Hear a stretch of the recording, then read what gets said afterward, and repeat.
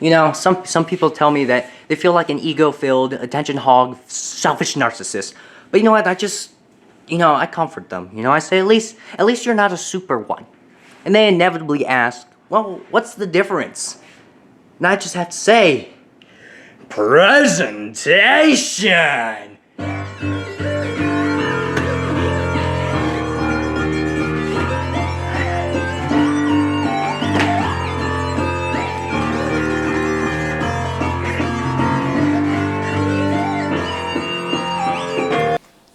Good and bad morning for the sake of inclusion. My name is Scott Sowers, and Scott Sowers would like to welcome you to the Mr. Worldly Wiseman editorial.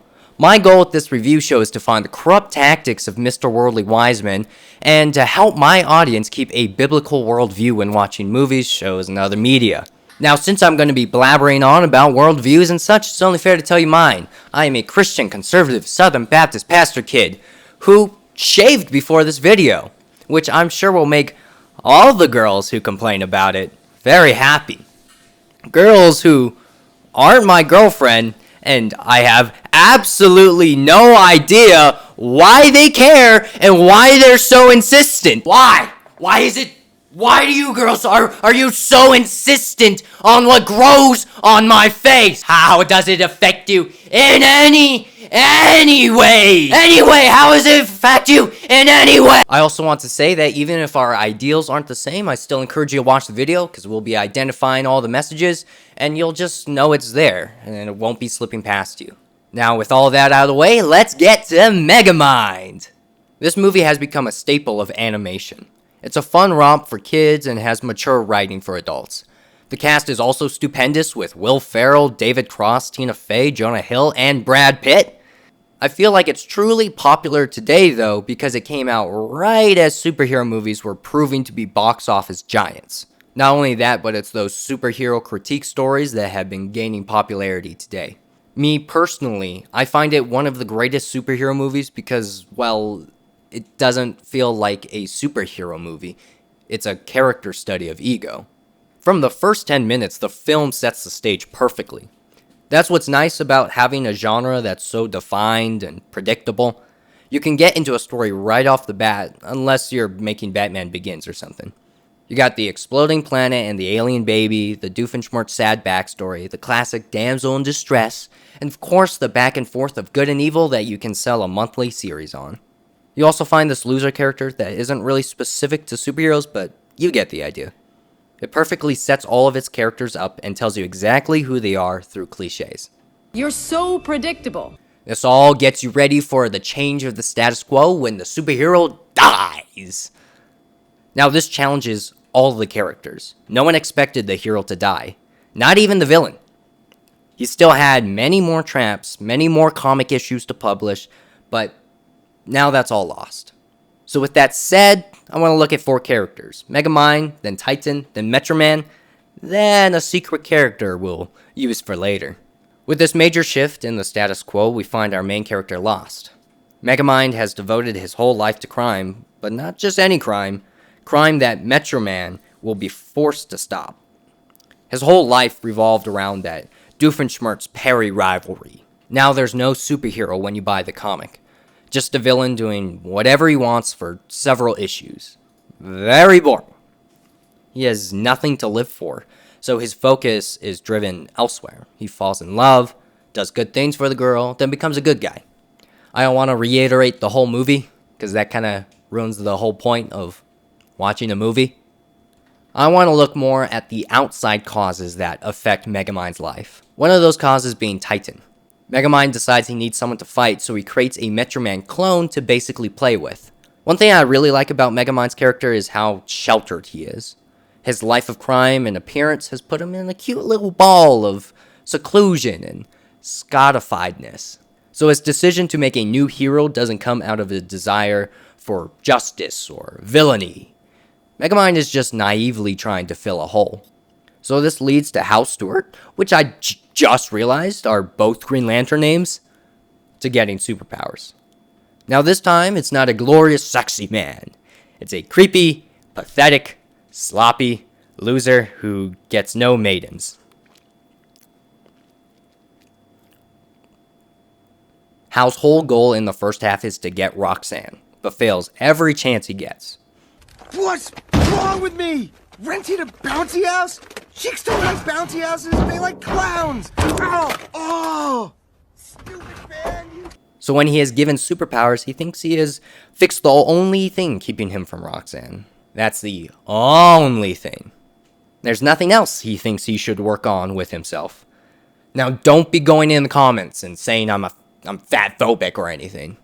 I'm not just talking about his size, though that could be a sign that he's not taking care of himself.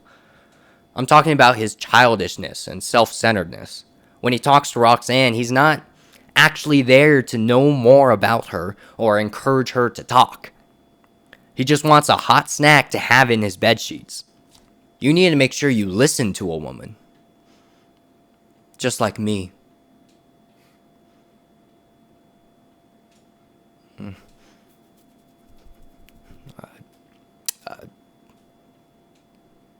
So yeah, he doesn't see anything wrong with himself. Stuart just thinks Roxanne only digs superheroes. Whoops! Savior! You are lucky to have such a great hero here! Oh no!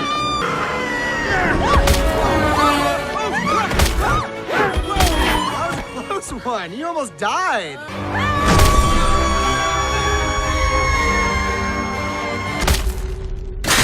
Which is funny because she didn't even like Metro Man. Speaking of self-improvement, can we just talk about Jonah Hill's weight loss? It's incredibly impressive. You go, man. But anyway, Roxanne rejects Hal even with his bulging pecs. Then we get a great scene. I love seeing this all-powerful little G god getting all insecure. This makes Hal do a taxi driver and blame the stupid kitchen woman for his heartbreak. So now he said, screw this hero stuff. I can do whatever I want. It's so funny that he's so full of himself that he thinks he should be handed everything. Even though he's a terrible person and in fact has not been handed anything in his life. I think that's a trap society can fall into. When we fall so much, then that means something good has to be waiting for us, right? That we go through so much so the world owes us a break. Or Christians expect God to finally bless them. You should tell John the Baptist that. We as people are tempted to believe we're that fabled underdog story. But maybe we're just a terrible sinner that doesn't deserve anything. I mean, that's how Hal is set up. In fact, that's how Megamind is set up. There's just two main differences that I'll talk about later. Just Hal refuses to change or acknowledge that he needs changing, so he fully embraces the villain mantra of Titan. Another tangent.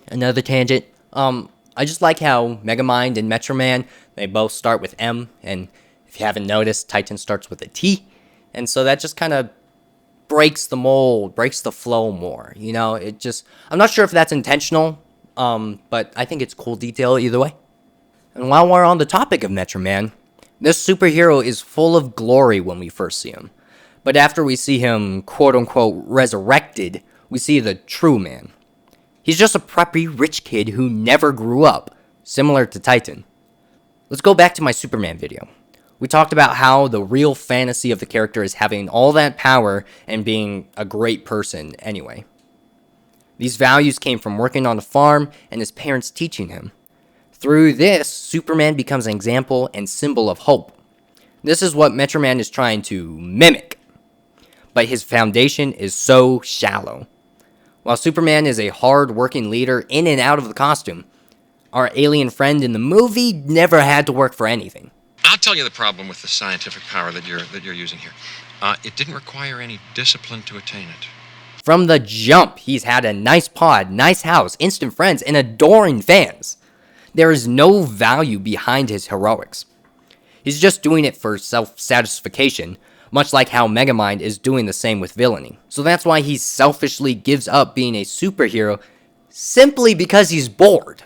I often ask myself, who would I be without you? He thinks he's entitled to everything because, well, he's been entitled to everything. So much so, he thinks he's just entitled to a music career. I have eyes that can see right through lead. What do you think about that, Kevin?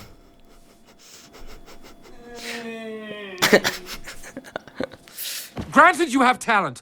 Now let's go back to Megamind, the man who grew up from the bottom, had criminals for parents, had no one but his fish for friends, developed several inventions to fight Metro Man. He came from the bottom and rose to ultimate infamy. Megamind and Minion got to their status through hard work and determination. It's amazing when you realize that everyone in this movie sucks. So much so that the most honorable characters are the supervillains. Oh, well, that sucks. Oh, what about Roxanne? No, she's a modern journalist. She is the true evil. Megamind is the most qualified to be the good guy of this film. Being a hero is for losers. It's work, work, work, 24/7, and for what? Fortunately, Megamind does the one thing Titan and Metro Man never did. Admit that he's wrong. That fourth character I was talking about, well, here he is. Drum roll, please. Samson. The biblical and historical figure. Always loved this character because he was like a real-life superhero.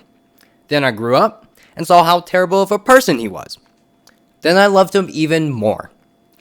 Samson squandered all his power and authority for his own selfish gain, but in the very end, he repented. And that was enough. Judges 16:28-30. Then Samson prayed to the Lord, "Sovereign Lord, remember me again. O God, please strengthen me just one more time. With one blow, let me pay back the Philistines for the loss of my 2 eyes." Then Samson put his hands on the 2 center pillars that held up the temple. Pushing against them with both hands, he prayed, "Let me die with the Philistines." And the temple crashed down on the Philistine rulers and all the people. So he killed more people when he died than he had during his entire lifetime. Samson died in faith, died as one of the greatest children of God. Samson's end shows God's love for his children, but also his provision. How God will make sure that justice and good prevails. When Metro Man talks about good rising above evil, it's very hypocritical. He should be saving people still. It's like your best friend telling you there's a fire in his house and making you put it out. Each and every citizen of Metro had something I didn't. A choice. Yeah, he doesn't. Metro Man does not have the moral choice to sit on his butt all day. Every day he's trying to sell a record is a day he is willing for his city to be in danger. I mean, come on. This is Spider-Man 101. With great power, there must also come great responsibility. I know some of you people are sick of that line, but I don't care. It's fire. It's amazing. It is one of the greatest lines ever written in the history of writing. So when you have the ability to do good, you have to take it. For good will prevail in the end. Proverbs 14:11. The house of the wicked will be destroyed, but the tent of the godly will flourish. Oh, oops. So yeah, Metro Man is still right. He's just in the wrong. But Megamind did rise up, showing that no matter what, good will prevail. In fact, good must prevail, because evil will always be there, until we see the pearly gates of heaven. There's some, everyone is just misunderstood in his journey, and possibly a hint of social justice. But I think it's a really solid redemption arc. Just follow Samson's example and repent. Doesn't matter how bad you are, how good at villainy you are. Don't even care about your presentation. Jesus died for sins. Any sin.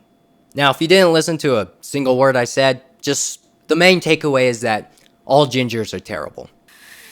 Thank you guys for watching the video. If you guys stick to the very end, you guys are the best. If you guys have a movie you want me to review, put that in the comments. If you want to tell me I'm an idiot, put that in the comments. If you want to tell me something nice, put that in the comments. It'll make my day. Also, feel free to like, feel free to subscribe. Please share this. Please share this to other people. You know, Let's get a little bit more of a community going. But anyway, that's all I got, so stay unimpressed with the fools, guys, and don't forget to fear the Lord. I'll see you later.